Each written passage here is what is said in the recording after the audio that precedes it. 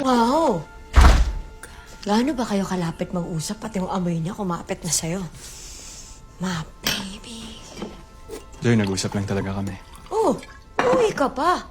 Sana nag-usap na lang kayo maghapon magdamag. Tang-inang pag-uusap yan, pati ba yung kamay mo okupado? Di mo malang nagawang tumawag o mag-text para sabihin kung nasan ka? Di lang ako nakasagot kasi lobat ako. Napaka-timing naman talaga ng pagkalobat ng cellphone na yan. And I know kung ano-ano nang pinagagawa niyo. Joy, ano ba sinasabi mo? Hindi ko alam, hindi ko rin din alam kung anong sinasabi ko. Bakit ganyan ang iniisip mo? Anong gusto mong isipin ko? Nagtitigan lang kayo? Kumain lang kayo? Nagkape? Nagkamustahan? Niyakap ka ba niya? Hinalikan mo? Joy, nag-usap lang kami. Huwag mo akong niloloko!